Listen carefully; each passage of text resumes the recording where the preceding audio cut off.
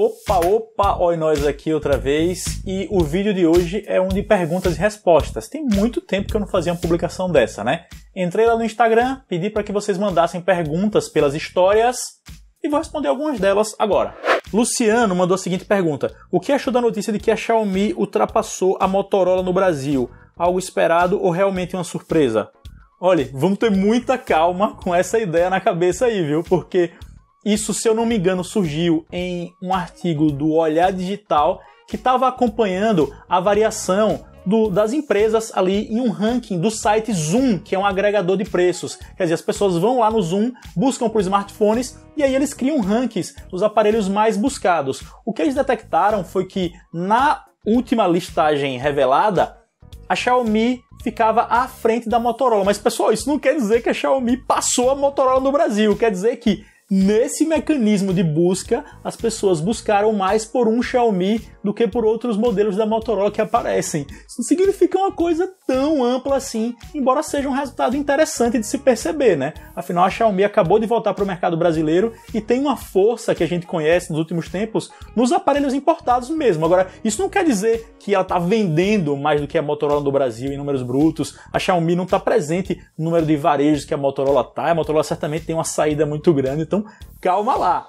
Os dados que o site mostrou para colocar essa frase, que é um pouco chamativa, né, não permitem que a gente chegue a essa conclusão não, tá? De que a Xiaomi passou a Motorola. É naquele ranking ali do Zoom, então vamos ter atenção com esse tipo de coisa. Porque às vezes o título sai, as pessoas começam a compartilhar, a gente sabe como é que acontece, né? Não é só no mundo da tecnologia. E quando a gente vê, tem alguma coisa que não é muito precisa, está sendo dita em todos os cantos e que não é verdade. Lucas Cardoso perguntou: vale mais a pena o S10e ou o Note 9? Está se referindo aos Galaxy da Samsung, levando em conta usabilidade e desempenho.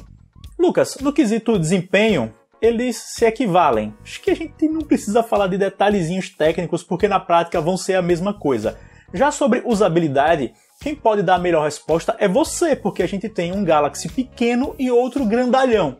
Você quer um aparelho de qual tamanho? Porque isso vai impactar muito a sua usabilidade e sua utilização no cotidiano. Claro, a gente pode falar de outras diferencinhas, como o Galaxy S10e tem uma segunda lente que é de ângulo aberto, enquanto o Note 9 tem uma segunda lente que é zoom. Isso é bastante diferente entre os dois, mas assim, acho que o ponto central é o tamanho desses aparelhos, e aí quem vai dizer qual é o melhor para você é você mesmo. A Abner Caldas mandou essa: você acha que um dia os Androids terão o mesmo desempenho que o iOS em redes sociais? Provavelmente você está se referindo ao Instagram, que é a rede em que o iPhone leva uma vantagem, de certa forma, clara sobre os Androids, né? Os arquivos têm menor compressão, a definição é melhor, coisa e tal. Eu não sei se os Androids podem chegar no patamar do iPhone, mas de repente uma marca de Androids.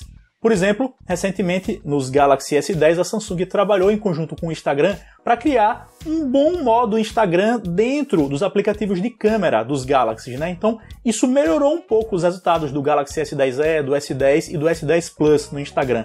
Acho que em próximas versões desses celulares, a Samsung pode trabalhar mais ainda em conjunto com a fabricante do aplicativo para otimizar para os seus celulares. Afinal, a vantagem dos iPhones, claro, a gente está falando aqui papo de boteco, né? Mas o que a gente entende que é a vantagem dos iPhones, de modo geral, é que eles são uma linha de smartphones só. São poucos modelos, mesmíssimo sistema operacional, e aí fica mais fácil de otimizar as coisas para eles. Então, eu acho que se acontecer com o Android de ficar bom, tão bom quanto o iOS, isso vai ser assim mais focado em uma empresa, em uma marca, por ela ter desenvolvido um trabalho nesse sentido. Vinícius perguntou: o Moto G7 Play é bom para quem usa apenas redes sociais, vê vídeos e raramente joga?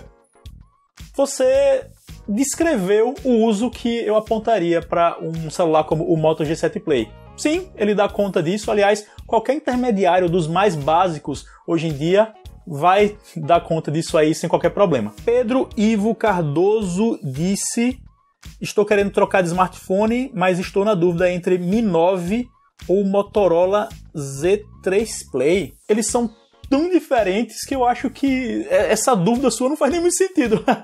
Mas se você está em dúvida, veja, o Z3 Play é um celular intermediário, um pouquinho mais avançado, que custa na casa dos R$ 1.200, R$ 1.300 hoje em dia. O Mi 9 é um top de linha que, mesmo a versão importada, custa praticamente o dobro. Tá na casa dos R$ 2.200, R$ 2.300. Então, claro que se for indicar um smartphone, se orçamento não for o problema, entre esses dois, Mi 9.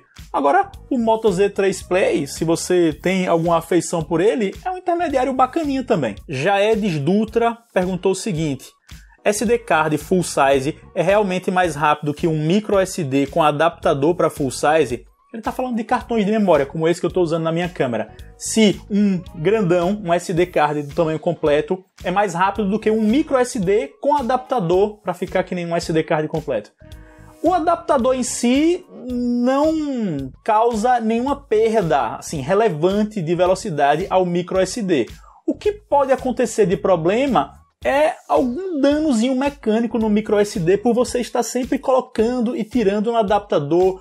Pode acontecer algum tipo de mau contato, mas ainda assim um micro SD vai ser mais versátil, né? Você vai poder utilizá-lo em um celular, em uma câmera, enfim, notebooks. Alguns dos atuais só tem entrada para cartão micro SD, é o caso do ZenBook 14 da Asus que eu uso atualmente. Então assim, não existe uma diferença de velocidade, pelo menos nada muito relevante nesses cartões que a gente utiliza em nosso dia a dia. Você só tem que ver aí se precisa ou não dessa versatilidade do micro SD. Se não, você compra logo um grande, que aí não corre o risco desses danos que eu falei, né, por utilizar adaptador. Enzo perguntou o seguinte: qual o melhor fone Bluetooth custo-benefício atualmente? Eu acredito que você está perguntando sobre aqueles fones de ouvido totalmente sem fios, né? Que são só as cápsulazinhas que vão aos ouvidos. E eu acho que vou no feijão com arroz. Os fones custo-benefício que eu posso indicar sem pensar muito são os Redmi AirDots da Xiaomi, porque eles têm uma qualidade de som ok, a construção é muito agradável, estojo pequenininho, tem uma duração de bateria legal. Só preste atenção que, se você for importar esses fones em sites como o AliExpress, estão rolando muitas cópias, muitas falsificações em vendedores que até dizem que estão vendendo o produto original. Então, procure comprar em lojas que você já tem referência de alguém, nessas lojas grandes da China. Eu vou inclusive deixar um link confiável para comprar os Redmi AirDots na China aqui embaixo do vídeo na descrição. Se você comprar através desse link, você inclusive está ajudando aqui o canal, beleza? Então diria que os Redmi AirDots. Diego perguntou: o que mais te impressionou nos últimos lançamentos de Motorola e Apple? Motorola e Apple, que curioso. Normalmente essas duas empresas não surgem em frases sobre comparação de smartphones, né? Porque a Motorola até tem atuado em um segmento intermediário ou de entrada, enquanto a Apple está sempre entre os tops. Mas, entre os últimos lançamentos da Motorola, acho que o que me impressionou, né, como você perguntou, foi o foco que ela está dando as câmeras em alguns dos seus modelos. Por exemplo, o Motorola One Zoom ainda não é um primor, não se compara a tops de linha de outras marcas grandes em câmeras, mas já houve uma atençãozinha maior a esse detalhe. O Motorola One Vision também tem uma câmera que enxerga bem à noite e coisa e tal. Então, Motorola, em resumo, isso. E Apple, no lançamento dos iPhones 11, o que mais me impressionou foi aquela possibilidade de se utilizar mais de uma lente da câmera ali para fazer um filme multicâmera, assim, em tempo real, né? Vocês que viram a apresentação devem ter ficado impressionados também. O iPhone 11 Pro tem 3 lentes traseiras e um aplicativo, se não me engano, o Filmic, colocava essas imagens das 3 lentes simultaneamente, como se fossem 3 câmeras filmando ali, e aí no editor você pode escolher qual é a imagem que você quer para fazer um filme muito interessante, sem tanto trabalho. Pois é, talvez eu pudesse falar em especificações técnicas, mas o que me impressionou no lançamento dos últimos iPhones, se tivesse que citar uma coisa rápido, foi isso. GeoBru13 perguntou: encheu o saco desse negócio de smartphones, não? Enchi. Danilo mandou a seguinte: qual é o seu comentário sobre esse nebuloso futuro do design de câmeras em boca de bueiro ou boca de fogão? Ele está se referindo às câmeras dos iPhones 11 Pro e 11 Pro Max, né, que são aqueles 3 buraquinhos assim parecendo um fogão que desagradaram todo mundo desde os rumores. Foram lançados esses telefones e continuam me desagradando. Mas eu lamento, porque eu não gosto e é muito provável que fabricantes de Android comecem a migrar para esse tipo de formato também. Pelo menos é o que está acontecendo nos últimos anos, né? iPhones são lançados, por exemplo, aquele formatozinho vertical do iPhone 10 e 10S foi muito reproduzido em vários Androids. Foi cópia? Não foi? Enfim, fato é que saiu similar. E eu acho que esse formato aí de boca de bueiro, boca de fogão, vai ser uma tendência. Eu não gosto, mas é isso, né? A gente ultimamente não está tendo tantas novidades em termos de força bruta, esse tipo de coisa em smartphones, e os fabricantes têm que criar variações para continuar mantendo o mercado aquecido. A atual parece, uma das atuais, né, parece ser essa alteração visual aí nas câmeras. Afinal, um Galaxy S10, por exemplo, colocou 3 lentes ali em formato horizontal, em disposição horizontal, sem qualquer problema, mas tem que ser criadas novidades, então é isso. Redmi Note 7 ou Mi A3, qual compraria? Pessoas como Máximo, acho que João Paulo, Lenaldo, enfim, surgiu mais de uma vez essa pergunta. Eles meio que se equivalem tecnicamente, Snapdragon 660 para o Redmi Note 7, 665 para o Mi A3. A minha escolha pessoal hoje seria o Mi A3, principalmente porque eu vi resultados interessantíssimos da câmera frontal dele em programas como o Instagram, em aplicativos como o Instagram na função Stories. O Mi A3 consegue entregar imagens com uma saturação bacana, a pele sai corada, enquanto o Redmi Note, além de ter uma câmera frontal que parece ser tecnicamente inferior, tem todo aquele processamento da MIUI da Xiaomi e aí a pessoa fica meio esbranquiçada, a imagem também não me pareceu ter a mesma definição.